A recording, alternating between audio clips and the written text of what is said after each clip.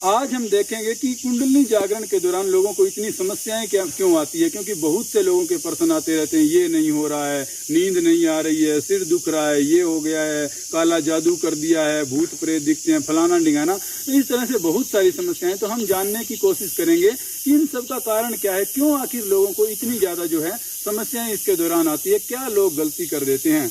तो सबसे पहली बात तो ये है कि अज्ञानता की वजह से सही तरीके से लोग नॉलेज नहीं लेते हैं कि ये चीज इस तरह से है और ऐसे काम करती है। तो जब उन्हें समझ में आ जाए तो फिर कोई दिक्कत नहीं है, फिर तो वो इसको एंजॉय कर सकते हैं। लेकिन वो लोग अच्छे से समझते नहीं है, प्रमाणिक जगह से ज्ञान को लेते नहीं है, और ले भी लेते हैं तो फिर उसको पूरा और ध्यान से वो समझते नहीं है। तो एक तो ये समस्या आ जाती है।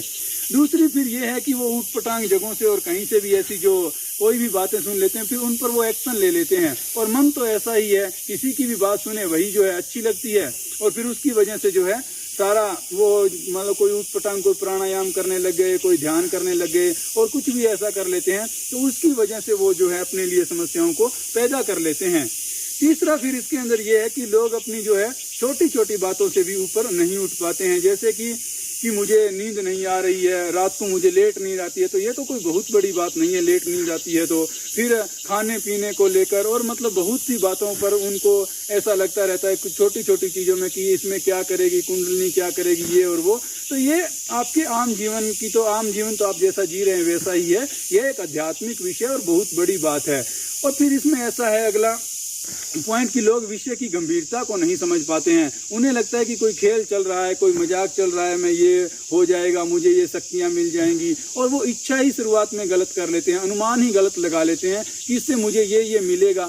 अब वो तो उनको मिलेगा और वो सब चीजें होंगी, लेकिन उसके लिए करना क्या है वो उनको आगे पता नहीं है। तो जब उनकी इच्छाएं पूरी नहीं होती है तो फिर वो समस्या में आ जाते हैं कि ऐसा क्यों हो रहा है और वैसा क्यों हो रहा है। तो अपनी इन छोटी बातों से ऊपर उठकर इस विषय की गंभीरता को समझना होगा कि आखिर बात क्या चल रही है।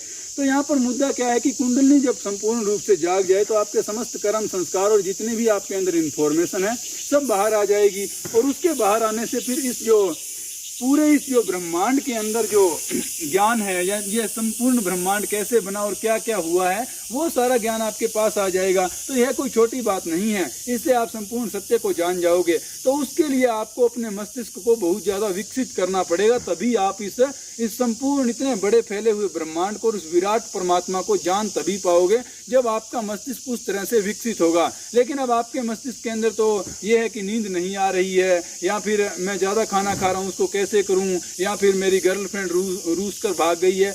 ऐसी समस्याओं में आप उलझे पड़े हैं। तो कैसे आप इस पूरे ब्रह्मांड को और सत्य को कैसे जान पाओगे? तो इसके लिए थोड़ा मस्तिष्क को विकसित करना चाहिए। तो अब इन समस्याओं का उपाय क्या है, उपाय भी मैं अपनी तरफ से बताने की कोशिश करता हूँ कि उपाय यही है कि एक तो आप वो कहते हैं ना कि सुनो सबकी करो मन की, हर किसी की बात पर ऐसे यकीन ना करो। जहाँ से प्रमाणिक ज्ञान मिल रहा है वहाँ से उस ज्ञान को अच्छी तरह से लेने की कोशिश करो। और दूसरा ये है कि कोई भी ऊटपटांग हरकत मत करो, आप बस आराम से अपना ध्यान में बैठ जाइए, को आंखें बंद करके जो भी आपके अंदर से, जो आपके दिल से, आपकी आत्मा से आ रहा है बस वही कीजिए, ज्यादा मत कीजिए, क्योंकि डायरेक्शन अंदर से अपने आप मिलती है। बस आप गलत लोगों की बातों में उलझ कर उनको फॉलो मत करने लग जाइए। और जो सबसे जरूरी काम है इस प्रोसेस के दौरान, अगर आप बिल्कुल आप समस्याओं से मुक्त रहना चाहते हैं तो उसके लिए सबसे अच्छी बात यह है कि परमात्मा में समर्पण।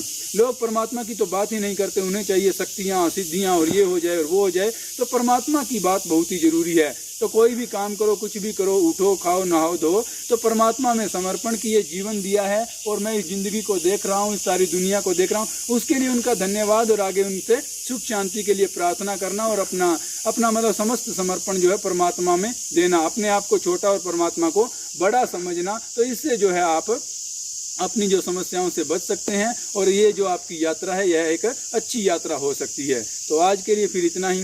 ओम नमः शिवाय।